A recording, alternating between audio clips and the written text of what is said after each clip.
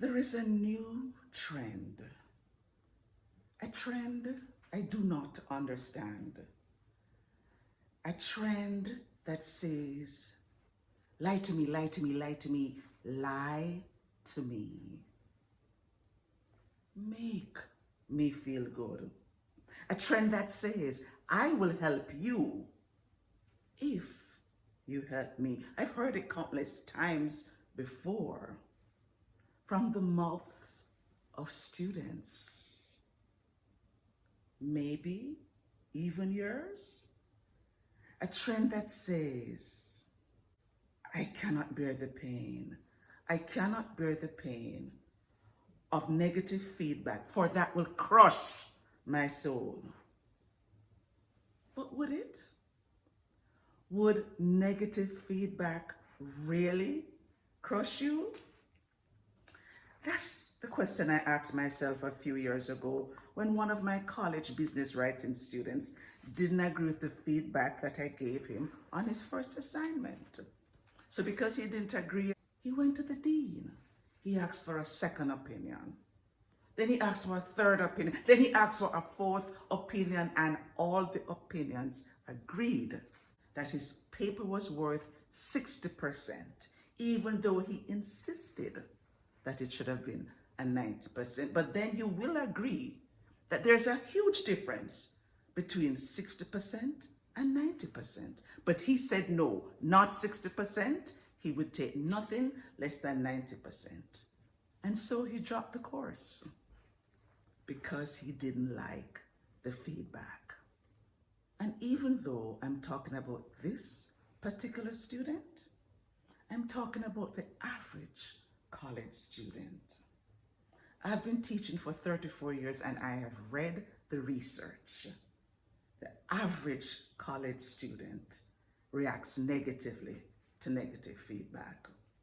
The average college student prefers to sulk and seed and sow seeds of discord among classmates.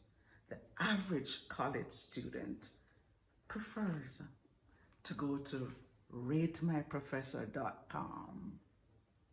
The average college student prefers to do anything but examine the negative feedback to develop, to grow, to learn.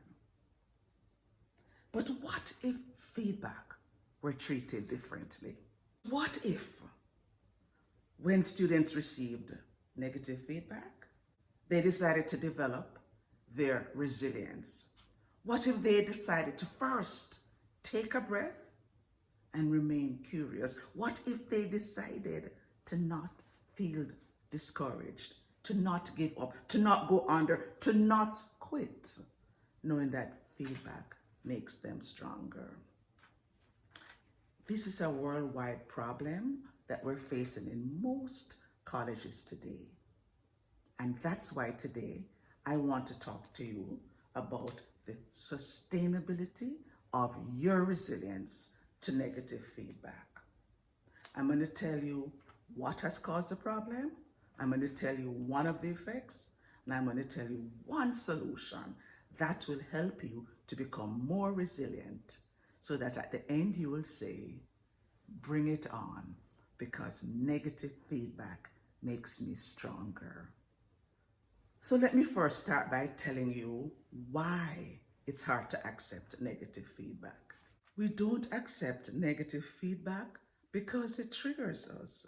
And we know we're triggered because as soon as we hear the feedback, our eyes start twitching, our hearts start racing, our palms start sweating, and our knees start shaking. And we're one breath away from a meltdown. But there are really only 3 triggers. And this is what the writers of Thanks for the Feedback tell us. There are only 3.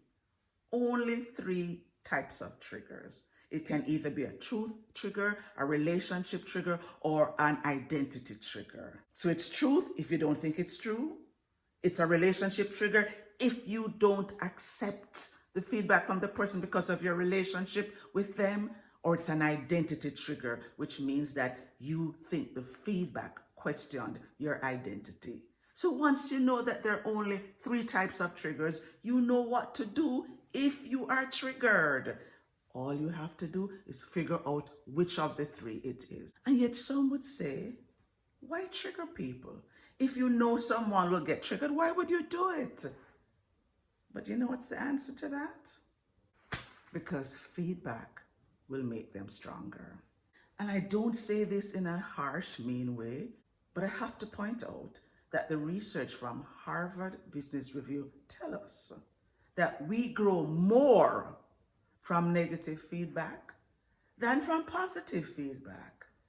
How can you grow from positive feedback if there is nothing you need to change?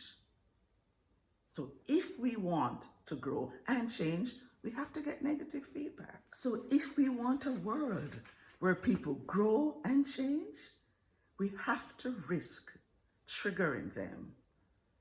And if we know what the trigger is, we can help them to go beyond the trigger and accept the feedback, because negative feedback will make them stronger. So I've just told you why we don't like negative feedback, and that's because we don't want to be triggered. Now let's talk about the effects of not getting negative feedback. And the effect of negative feedback really is that we remain unaware of our blind spots. We won't see our blind spots. And just as it is with the driver who can see our blind spots, but we can't, so it is in our lives. Because as we can see from the Joe Harry window, we can't see our blind spots. We don't know what we don't know. But if we allow people to tell us about our blind spots and give us negative feedback and be like the driver behind or beside us, then we can make our blind spot become the open spot where we can see what others are seeing. But some say, why tell them? What they don't know won't hurt them. And I do agree that sometimes what you don't know won't hurt you. For example, when my mom died in 2006, when I was teaching a class, my husband didn't tell me until after he knew my class was finished. Why? Because what I didn't know wouldn't hurt me while I was teaching. But wouldn't it have been cruel if he didn't tell me at all? Wouldn't it have been cruel if I didn't tell the business writing student that his writing wasn't 90% as he thought, but really 60%? Wouldn't it have been cruel if I didn't give him the feedback and I allowed him to go to a corporate job, write a memo, and have his boss and his co-workers laugh at him behind his back? Wouldn't that have been more cruel? True. The truth hurts sometimes, but not knowing the truth can hurt even more. Therefore, despite the pain it may bring, we have to give feedback, because feedback will make us grow. Now, I've just told you one of the reasons we find it hard to accept negative feedback, which is we're triggered. I've also told you one of the effects of not getting feedback, which is your blind spot will remain as a blind spot. Now let me tell you one solution, one thing that you can do if you want to build your resilience to negative feedback. If you want to build your resilience to negative feedback, you need to develop a growth mindset. A growth mindset allows room for us to grow. A fixed mindset doesn't. Carol Dweck, in her book entitled Mindset, tells us how different they are. A fixed mindset says, I am not. A growth mindset says, I am. A fixed mindset says, I can't. A growth mindset says, I can. A fixed mindset says, I won't. A growth mindset says, I will.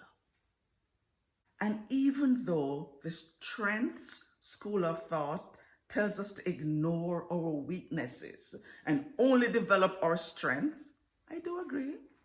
However, our strengths are not always perfect. Even within our strengths, we have weaknesses.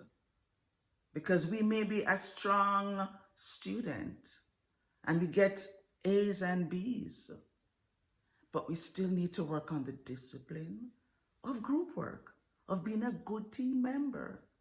So the fact that you have found your strength doesn't necessarily mean you shouldn't develop your weakness within the strength and grow and grow and grow. So in conclusion, remember that negative feedback will make you stronger.